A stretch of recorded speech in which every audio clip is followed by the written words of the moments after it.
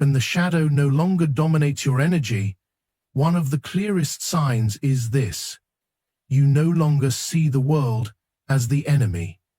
You stop blaming your suffering on others, and instead you begin to perceive the root of your pain within yourself. This does not mean you become passive, nor does it mean that injustice ceases to matter. It means you start to recognize how your inner conflicts shape the lens through which you see life. For a long time, the things you condemned most strongly in others were likely aspects of yourself that you had not yet dared to face. And so you projected them outward like arrows, accusing others of what you feared lived within you. You may recall times when someone's success filled you with quiet resentment. You may have seen someone's freedom and called it recklessness, or their confidence and called it arrogance.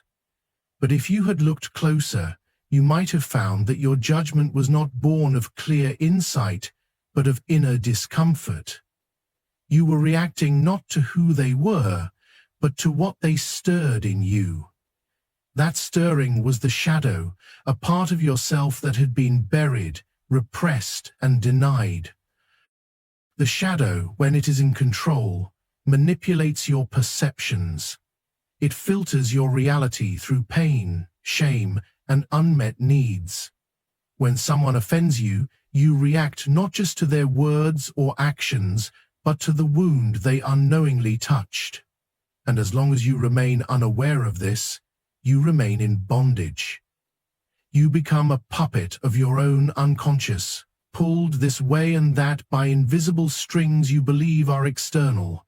The world becomes a battlefield, and you are at war with its inhabitants, unaware that the conflict began and continues within. But something changes when you begin the journey inward. There is a turning point where you stop asking, "What did they do to me?" and begin to ask, "What in me was hurt by this?" This is not weakness. It is not victim blaming. It is the beginning of power. For as long as you assign your emotional states to the behavior of others, you are at their mercy. But when you take responsibility for the source of your reactions, you reclaim authority over your inner world. You start to recognize your projections. You see that the person you judged for being controlling reminded you of the part of you that feared losing control. You understand that the one you call selfish may have threatened your deep need to be needed.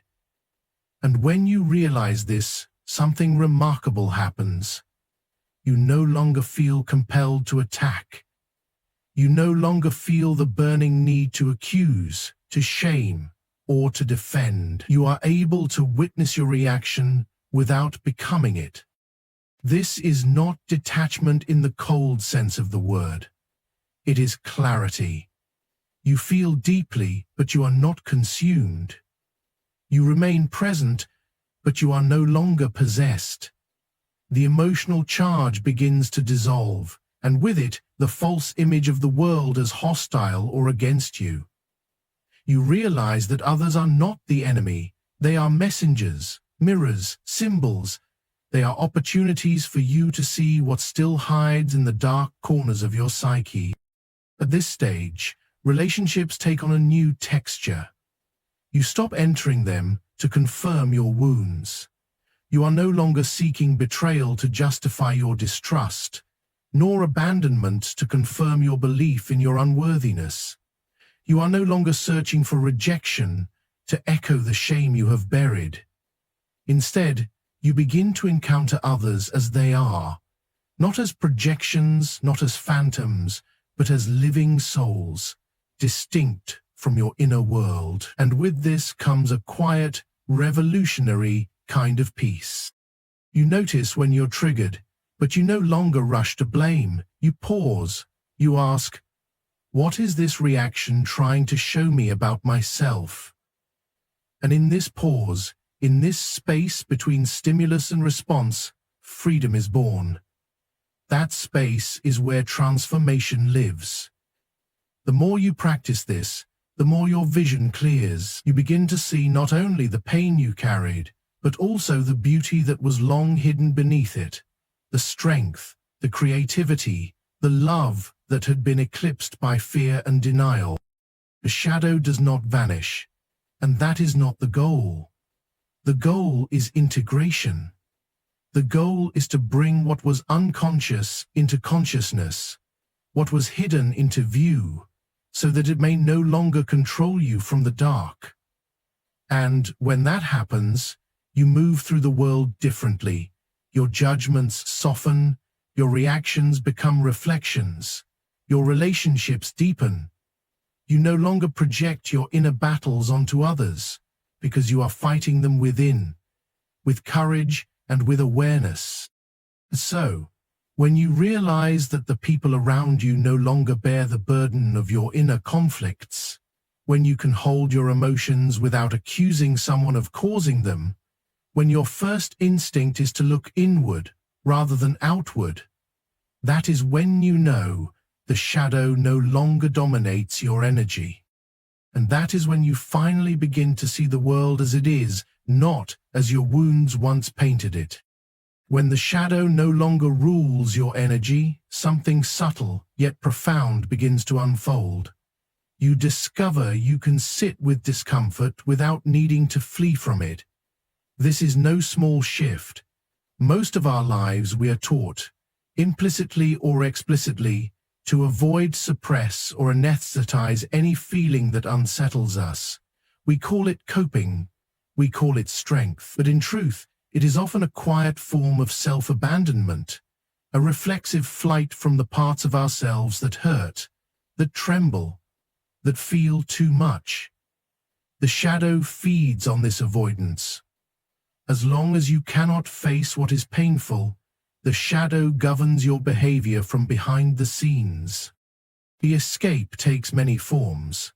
Some seek it through addiction, substances, screens, compulsive patterns that numb the ache. Others retreat into control, perfectionism, overthinking, strategies designed to keep life predictable and emotion at bay. And then there are those who hide behind anger, sarcasm, or denial, not realizing these are simply shields forged in childhood, armor against feelings once too large to bear. But in all these efforts, what is lost is intimacy with the self. The soul becomes a stranger, and without even realizing it, we live on the surface of our own being, disconnected from the very experiences that could free us.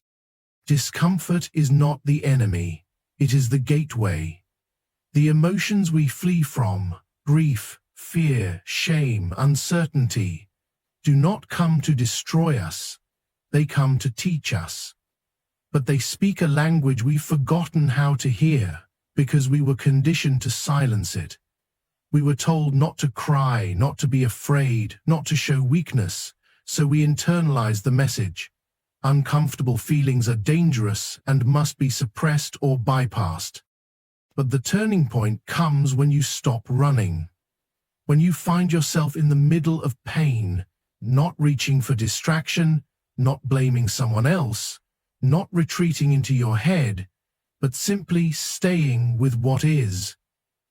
You begin to breathe into it, feel its texture, its rhythm, and you realize something unexpected. The discomfort does not annihilate you. It moves. It changes. It reveals.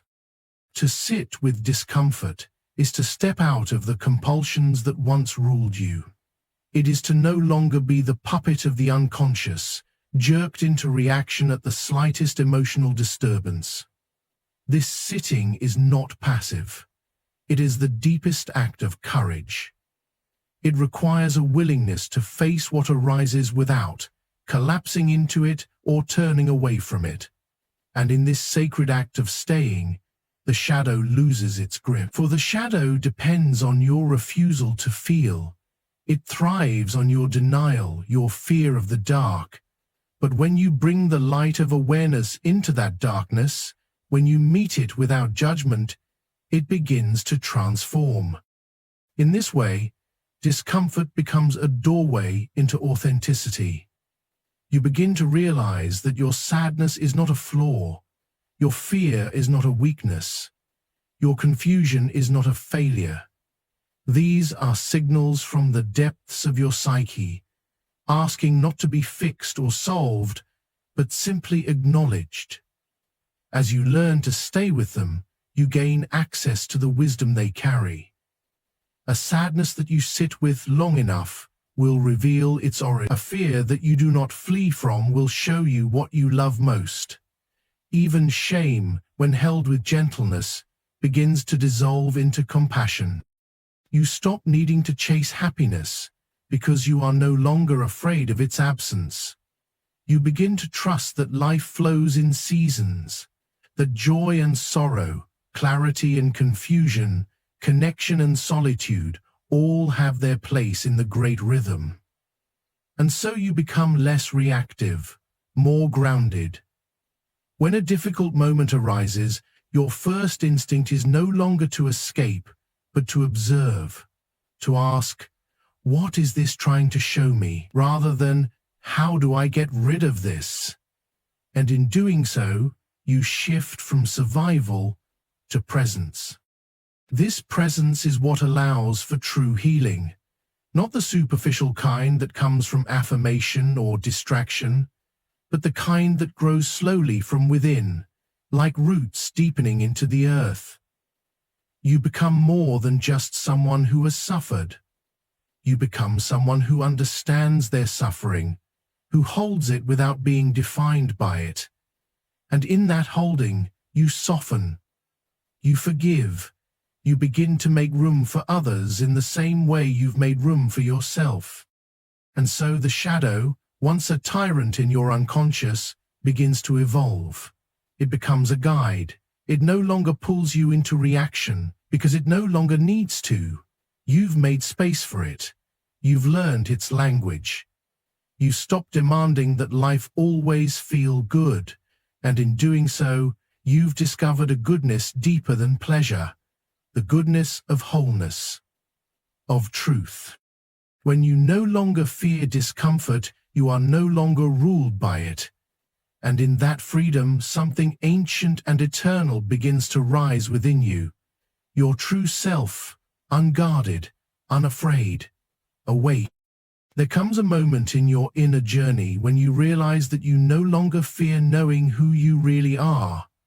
This is not a moment of sudden triumph, but one of quiet clarity.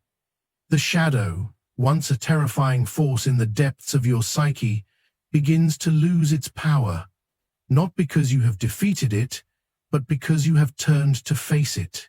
You have stopped running from yourself. You no longer avert your eyes from the parts of your personality that once made you flinch. And this is one of the clearest signs that the shadow no longer dominates your energy. Your willingness to see yourself fully, to acknowledge what has long been hidden, without shame and without denial. For most people, the idea of truly knowing themselves is frightening. Not the image they show the world, not the version sculpted for approval, but the raw, unfiltered self, the one who harbors envy, resentment, insecurity, desire, rage. The one who sometimes lies, the one who needs more than they admit.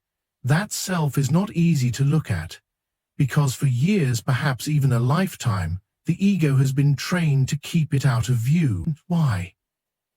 Because you were taught that being lovable meant being good, that being worthy meant being clean, perfect, noble, strong. So you buried the rest. You pushed it down. You tried to become only light.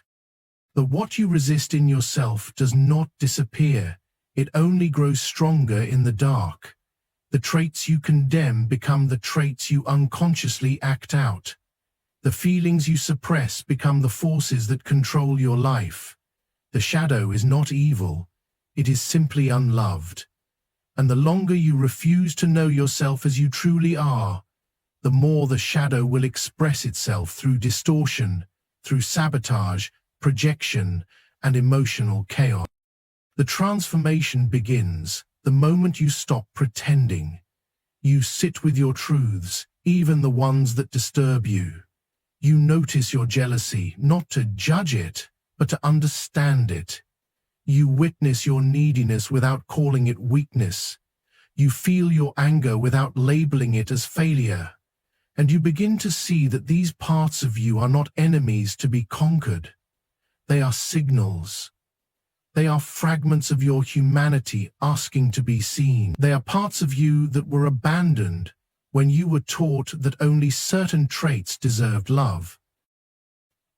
At first, this self-awareness may be painful.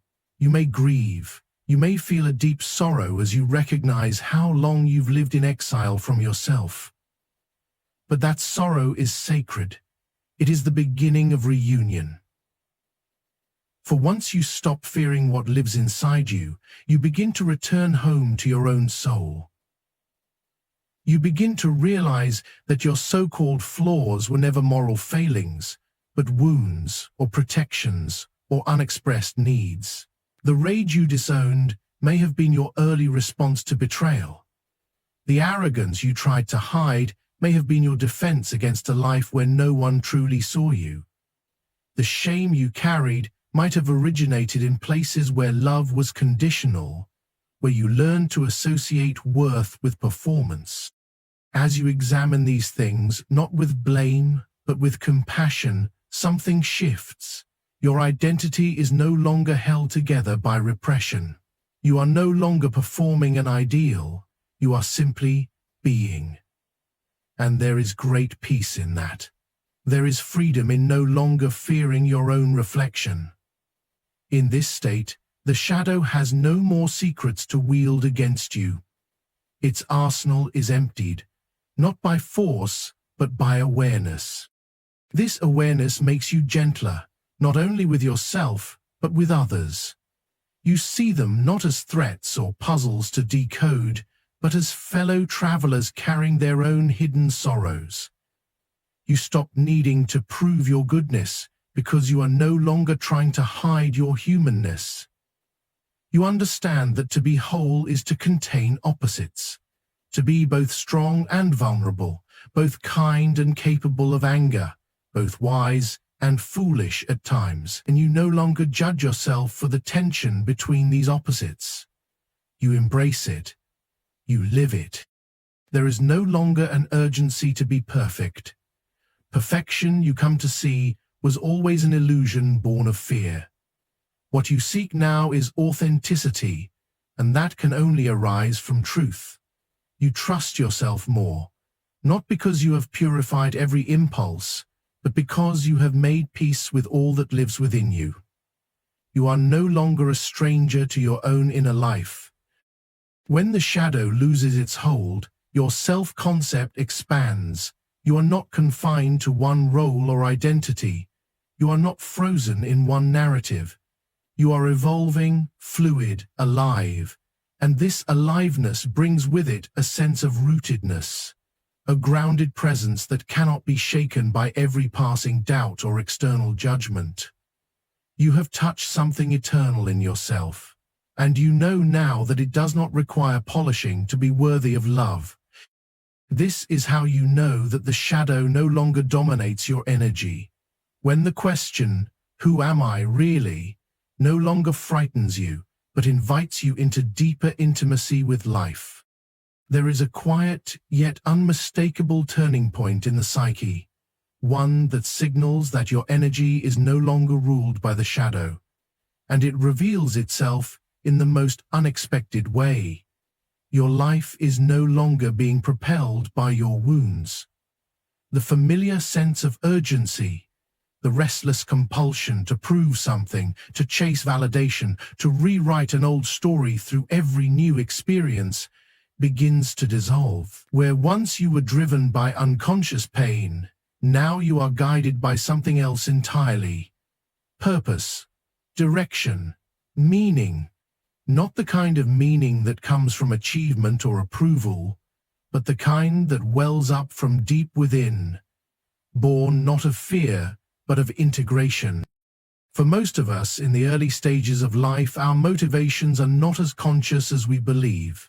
We think we are pursuing goals freely, when in truth, we are often reenacting old patterns, seeking closure in places that cannot give it. The child who never felt seen grows into the adult who craves recognition in every room. The one who was taught to associate love with performance becomes the overachiever, addicted to applause, terrified of rest. The one who was wounded by betrayal becomes hypervigilant, seeking control, mistaking fear for wisdom. These dynamics are not chosen. They are inherited from the past, etched into the unconscious. And the shadow uses them to steer the wheel of your life without you ever realizing it. You begin to wake up when you notice the pattern, when you realize that your pursuits have not brought peace, only repetition. When no amount of praise can silence the inner doubt, when no relationship, no matter how promising, can soothe the ache that lives in the soul. At first, this realization is destabilizing. You may feel lost. You may question everything you thought you wanted. But in that questioning lies the beginning of liberation. You begin to see that what you called ambition was often compensation. That your dreams, while admirable, may have been stitched together by your pain rather than your joy. And then something subtle changes. You stop asking, "How do I get what I want?" and start asking, "What is asking to move through me?"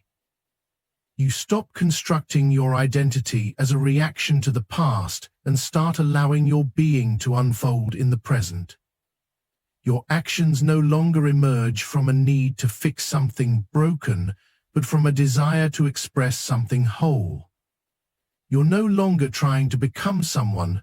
You're learning how to be who you already are beneath the conditioning. This is not passivity. On the contrary, it is the beginning of true power. Because when your energy is no longer hijacked by the need to defend old wounds, it becomes available for creative, authentic movement.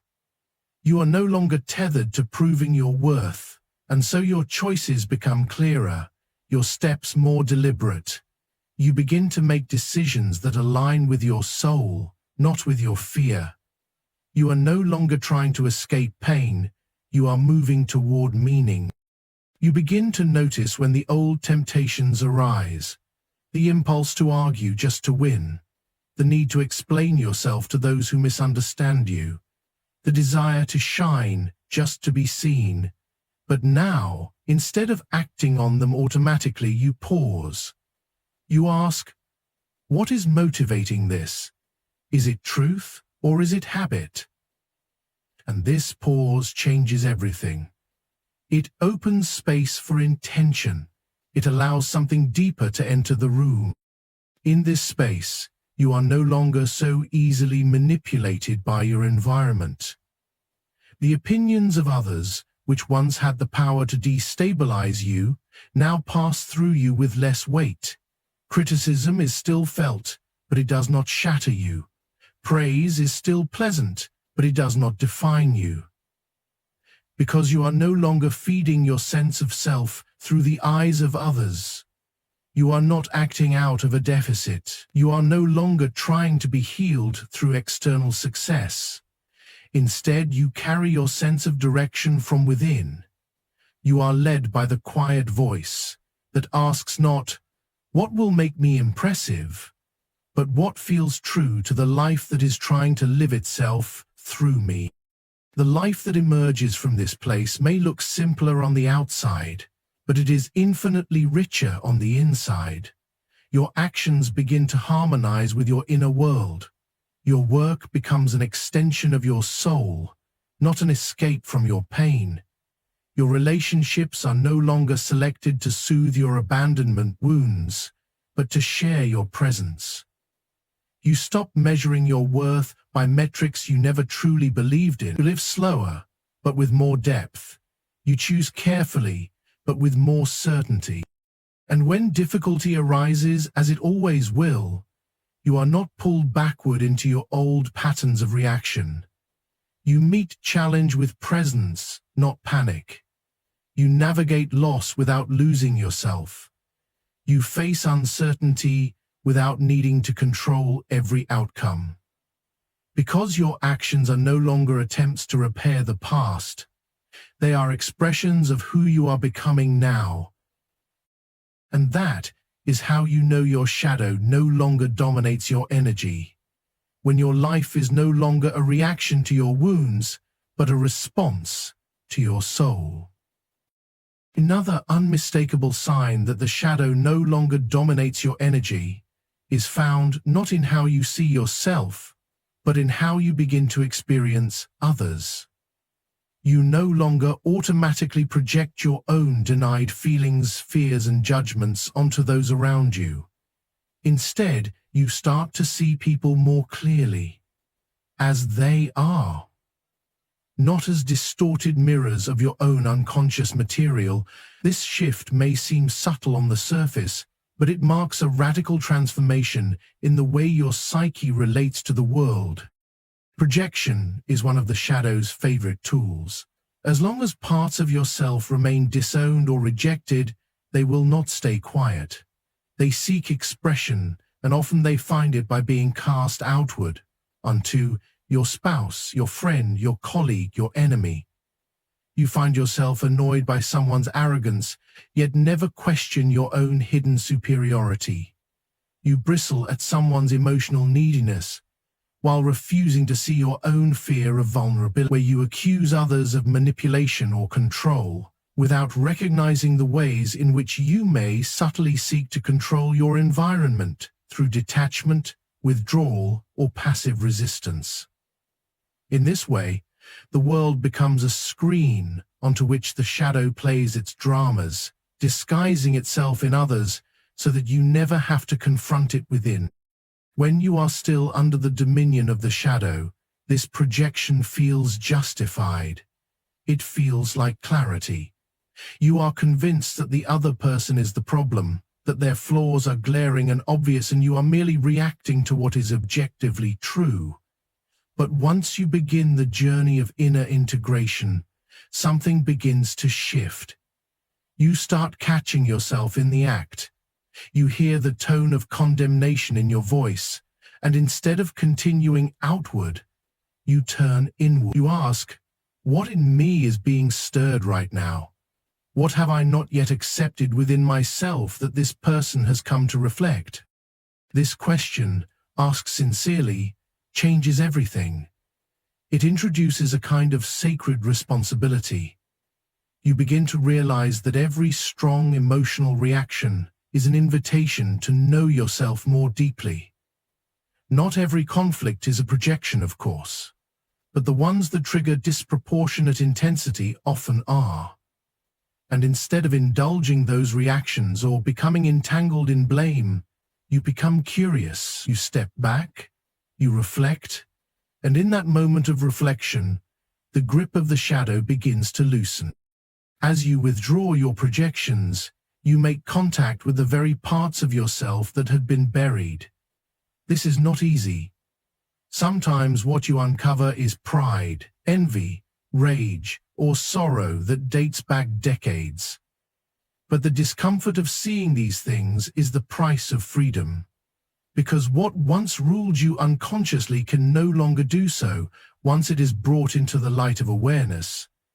You begin to reclaim your energy. You are no longer fragmented, no longer scattered across the faces of those you love and hate. You come home to yourself. And something beautiful happens. Your relationships change. You stop demanding that others carry the weight of your unresolved pain. You no longer expect them to be perfect, nor do you need them to embody your own denied darkness so that you can avoid it. You become more forgiving, not because you condone harmful behavior, but because you understand it. You recognize that everyone is fighting a battle with their own inner world, just as you have. And so, instead of judging, you listen. Instead of reacting, you respond. Instead of blaming, you inquire. This clarity of perception is a profound gift. It frees you from entanglement. You no longer need to fix others or control them. You let them be who they are, while you remain centered in who you are.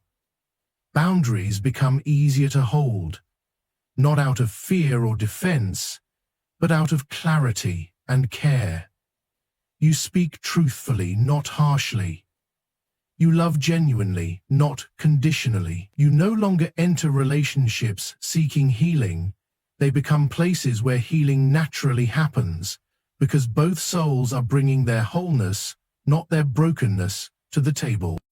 And most importantly, you begin to see yourself with the same clarity you offer to others. You no longer require perfection to feel worthy. You no longer need others to validate what you already know within. Your self-perception becomes less clouded by projection and more rooted in truth. You are aware of your strengths and your flaws, and both are held in equal measure. There is nothing left to hide, nothing left to prove, and this inner transparency becomes the foundation of peace. This is not a state of spiritual detachment or moral superiority. On the contrary, it is an experience of profound humility. You recognize how easily you too could fall into error given different conditions. You see your humanity mirrored in others, not as something to be ashamed of, but as something to be honored. The lines between me and them soften, not in the sense of merging, but in the recognition that beneath the differences there is a shared longing for love, for belonging, for truth. That is how you know the shadow no longer dominates your energy. When you stop projecting your unhealed wounds onto the world and begin meeting others, not as symbols of your own inner divisions, but as companions on the path of wholeness. There is a moment in the process of inner transformation when you look back at your life and realize that the person you once were no longer governs the way you move through the world. The reactive, wounded, defensive self, the one that had to hide, protect, perform, or fight, is still a part of your story, but it is no longer the one writing the chapters. You are no longer pulled backward into old identities, and you no longer mistake survival patterns for your true self. This is perhaps the clearest sign that the shadow no longer dominates your energy. Your past no longer dictates your present. To live unconsciously is to be governed by what has already happened. It is to walk through life with a script written by pain, loss, fear, and unmet needs. You respond to situations not with presence, but with memory. You speak not from who you are now, but from the voice of the child who was once silenced, shamed, or ignored. And the tragedy is that while your circumstances may have changed, your nervous system still reacts as if nothing ever healed. You brace for abandonment in relationships where love is available. You expect betrayal in places where trust is trying to grow. You sabotage joy because you've come to equate it with eventual loss. And though it may feel like you're just protecting yourself, what you're really doing is reliving the same cycle over and over again. This is not weakness. It is simply the cost of an unexamined inner world. When the shadow dominates, it uses the past as a lens through which everything is filtered. And because the past was filled with experiences that overwhelmed the psyche, the mind believes it must remain on guard. It confuses awareness with control and safety with distance. So you stay defended, even when no one is attacking. You stay hidden, even when you're being invited to be seen, and you stay stuck, even when the path forward is wide open. The turning point is subtle. It happens quietly, sometimes even without your full awareness. You begin to respond differently. A moment that would have once triggered you into withdrawal, attack, or self-sabotage now finds you grounded, curious, calm. You no longer need to be right. You no longer need to explain your worth. You no longer enter a room needing to perform or disappear. Instead, you bring your presence, and that presence is born of a simple truth. You are no longer fused with who you had to become to survive. The past is not erased, it is not forgotten, but it is integrated. You remember what happened, but you are not possessed by it. You can talk about your pain without reliving it. You can acknowledge your wounds without organizing your life around them. You can feel grief without drowning in it, feel anger without being consumed by it. And in this space of integration, your energy shifts. What once spiraled into chaos now settles into coherence. What once was fragmented now begins to align. This alignment is not about perfection. It is about congruence. Your thoughts, emotions, and actions begin to support one another rather than fight for dominance. You say what you mean, and you mean what you say. You choose your boundaries with clarity, not from fear, but from self-respect. You walk away when it is time, not out of avoidance, but from knowing what no longer serves you. You pursue what calls you, not out of desperation to fill a void, but out of reverence for your own becoming. You no longer need to revisit old pain to feel alive. You no longer seek conflict to feel powerful. You no longer define yourself by how much you've endured. Instead, you begin to see your life as something new, something sacred, not a battlefield, but a canvas. You become the artist of your own experience. And the strokes are no longer dictated by unconscious patterns. They are chosen with intention, shaped by who you are now, not who you used to be. And when you find yourself slipping into the old ways, as you inevitably will, you do not spiral into shame. You notice, you pause, you reflect, you return. Because now you know that slipping is not the same as being lost.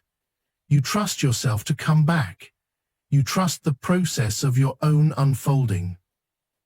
You understand that healing is not about erasing the past. It is about reclaiming your power to choose something different in the present. That is the true mark of freedom. Not that the past never speaks, but that it no longer shouts over your future. You walk forward with your head held high, not because you have forgotten what broke you, but because you have made a home for all of it. The pain, the joy, the failure, the grace. It is all part of the same story. And the shadow, once feared, once denied, now rests beside you, not as your master, but as a companion who helped you remember your light. That is how you know the shadow no longer dominates your energy, when the past no longer commands who you are becoming. If this message has stirred something in you,